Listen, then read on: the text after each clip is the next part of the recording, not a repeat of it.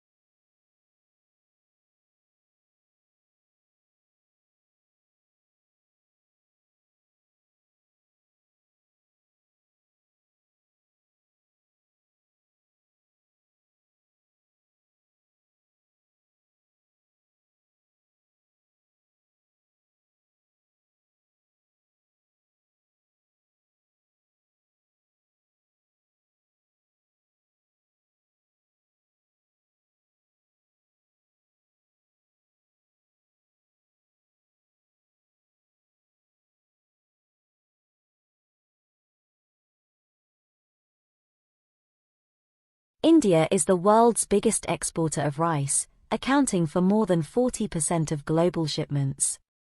Non-basmati rice is mainly exported to countries in Asia and Africa. Last year, the Indian government imposed a 20% export tax to try to discourage foreign sales. It has also limited wheat and sugar shipments. But exporting can be more lucrative for Indian farmers than selling domestically. The government said that farmers would still be able to export other kinds of rice, including long-grain basmati, ensuring they get the benefit of remunerative prices in the international market.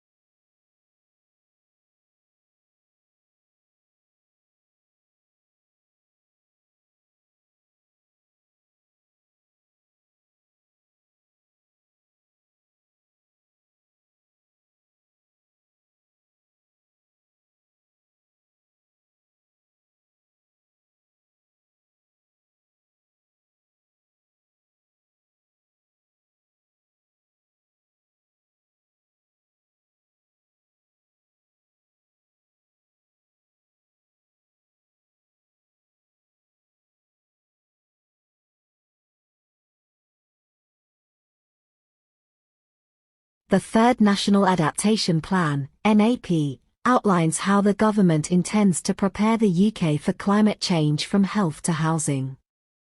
Before publication, the UK Committee on Climate Change, UKCCC, called on the government to make sure the third plan matched the scale of the challenge the country is facing.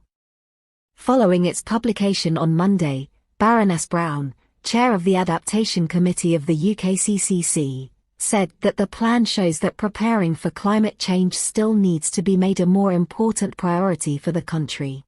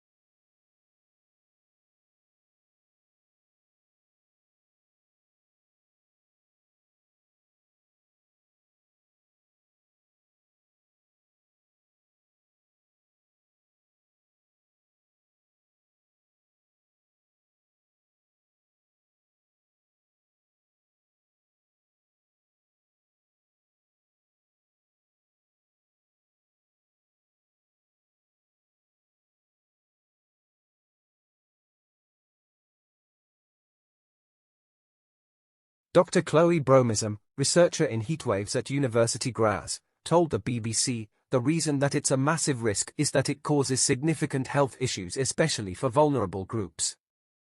It causes health issues like dehydration, heat stress, which they might need to go to hospital for. The government wants contractors who build new schools and hospitals to implement cooling measures like shaded windows, green roofs and more open spaces.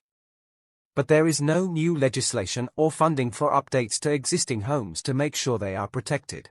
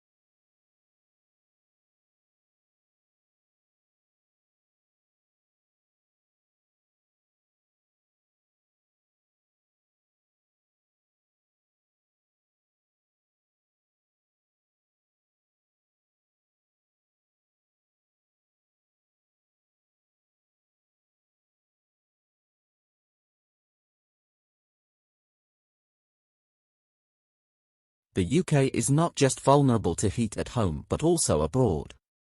The UK only produces 16% of its fruit and 50% of its vegetables domestically, relying on imports, mostly from Europe, to fulfill the shortfall. Therefore, any extreme weather events in Europe could affect the supply here. Earlier this year, the UK experienced shortages of cucumber, tomatoes, and other popular vegetables after poor weather in Spain, and now the same region is baking under an intense heat wave, which could further damage crops.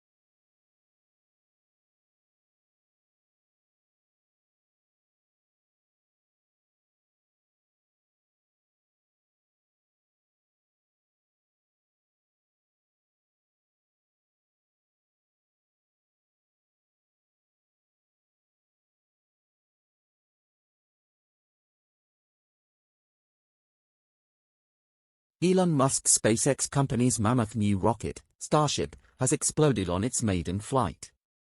No one was hurt in the uncrewed test that lifted off from Texas coast on Thursday morning local time. After 2 to 3 minutes into the flight, the rocket, the biggest ever developed, started to tumble out of control and was soon destroyed by onboard charges. Mr. Musk has said his company will try again in a couple of months.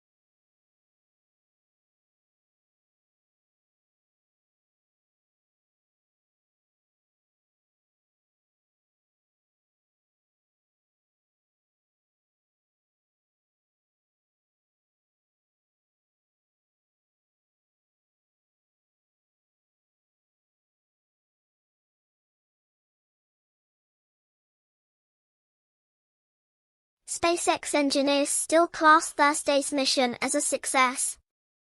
They like to test early and often, and are not afraid to break things. They will have gathered a mass of data to work towards the next flight. A second Starship is almost ready to take flight.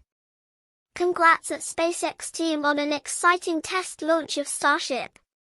Learned a lot for next test launch in a few months, Mr. Musk tweeted. The Federal Aviation Administration, which licenses rocket launches in the U.S., said it would oversee a mishap investigation. A spokesman said this was standard practice when a vehicle was lost in flight.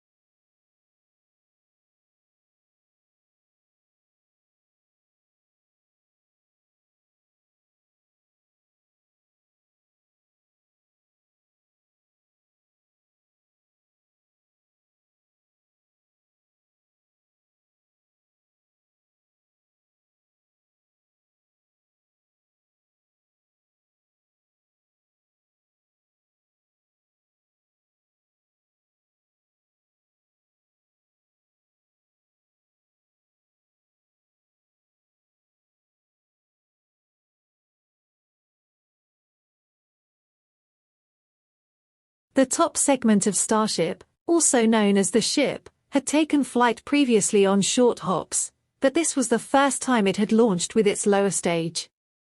This immense booster, called simply Super Heavy, was fired while clamped to its launch mount in February. However, its cluster of engines on that occasion were throttled back to half their capability. If, as promised, SpaceX went for 90% thrust on Thursday, the stage should have delivered something close to 70 meganewtons. That's double the thrust put out by the Saturn V rocket that famously sent men to the moon in the 1960s and 70s. Starship may not have destroyed its launch pad, but later pictures indicated the forceful departure had done a fair amount of damage to concrete surfaces.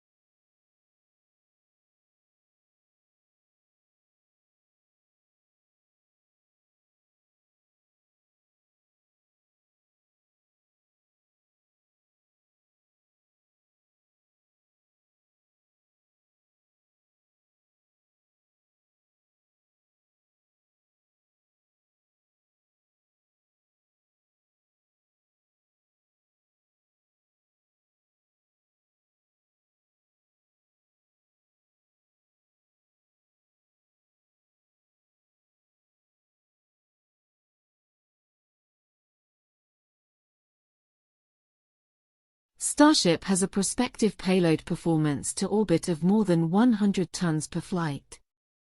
When this is allied to the low cost of operation, principally, just the cost of fuel, it should open the door to an exciting future. In the industry, there's certainly a very high expectation at the potential of this vehicle for disruption, said space consultant Carissa Bryce Christensen. Its massive capacity, from a commercial standpoint, could be significant. A very large vehicle that's human-rated could be important for the emergence of space tourism.